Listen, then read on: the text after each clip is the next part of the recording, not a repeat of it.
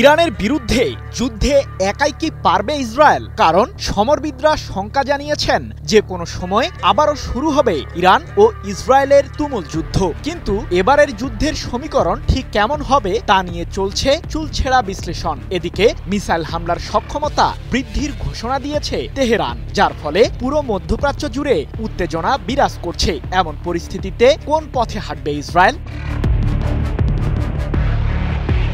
ইরানের বিরুদ্ধে সাম্প্রতিক 12 দিনের যুদ্ধেই দেশটির সামরিক শক্তি সম্পর্কে হারে হারে টের পেয়েছে ইসরায়েল। ইউরেনিয়াম ব্যবহার করে পারমাণবিক অস্ত্র তৈরির কাজ চালিয়ে যাচ্ছে তেহরান। জাতিসংঘের পরমাণু সংস্থা IAEA এর এমন উস্কানিমূলক বার্তার পরই 13 জুন ইরান জুড়ে বিমান হামলা চালায় ইসরায়েলের সামরিক বাহিনী, যার মাধ্যমে শুরু হয় দুই পক্ষের তুমুল সংঘর্ষ।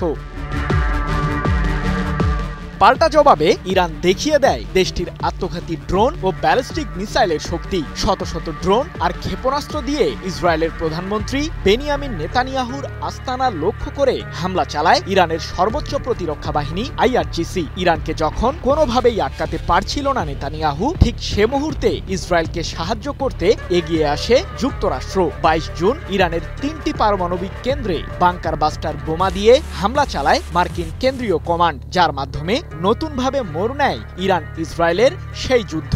তবে মার্কিন প্রেসিডেন্ট ডোনাল্ড ট্রাম্পের মধ্যস্থতায় যুদ্ধের অবসান হলেও আগুনের উত্তাপ এখনো রয়েই গেছে। ইরান যে পূর্বের অভিজ্ঞতা থেকে শিক্ষা নিয়েছে সে দিকটি তুলে ধরে সম্প্রতি ইসরায়েলের সাবেক গোয়েন্দা কর্মকর্তা ড্যানি সিট্রিনোভিচ বলেন, ইরানি এবার প্রথমে হামলা চালাবে ইসরায়েলে। ইরানের সামরিক ক্ষমতা অনেকের ধারণার চেয়েও শক্তিশালী। যুক্তরাষ্ট্র ইরানের ইউরেনিয়াম সমৃদ্ধকরণ ও ক্ষেপণাস্ত্র সক্ষমতা কমিয়ে আনার প্রতি মনোযোগী, আর ইসরায়েল সংঘাত চায়। তাই কয়েক সপ্তাহ কিংবা মাসের মাঝে দুই পক্ষের তুমুল যুদ্ধ বাধতে পারে। ইসরায়েলের এই গোয়েন্দা কর্মকর্তার শঙ্কার পরই প্রশ্ন উঠেছে, যুক্তরাষ্ট্রকে ছাড়া ইরানকে দমাতে একাই কি পারবেন নেতানিয়াহু? জুন মাসের 12 দিনের যুদ্ধের তুলনায় নতুন সংঘাতের জন্য ইরান আরও বেশি প্রস্তুতি নিয়েছে জানিয়ে ইরানের পররাষ্ট্রমন্ত্রী আব্বাস আরাকচি সম্প্রতি বলেছেন, যদি আপনি যুদ্ধের জন্য প্রস্তুত থাকেন তাহলে কেউ আক্রমণ করার সাহস পাবে না। তবে প্রস্তুত থাকার অর্থ এই নয় যে আমরা যুদ্ধের আশা করছি।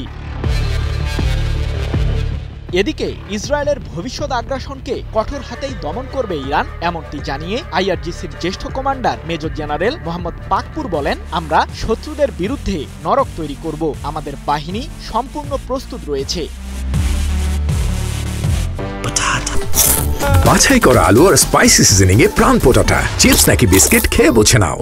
ইরানের সামরিক বাহিনীকে আরো শক্তিশালী করতে রাশিয়া দিচ্ছে 48টি Su-35 মাল্টিরোল যুদ্ধবিমান। সম্প্রতি এমন খবর প্রকাশিত হয়েছে আন্তর্জাতিক বিভিন্ন সংবাদ মাধ্যমে। এই যুদ্ধবিমানের বহরটি ইরানের প্রতিরক্ষা বাহিনীতে যোগ হলে কোণঠাসা হয়ে পড়বে ইসরায়েল, এমন ধারণা বিশ্লেষকদের।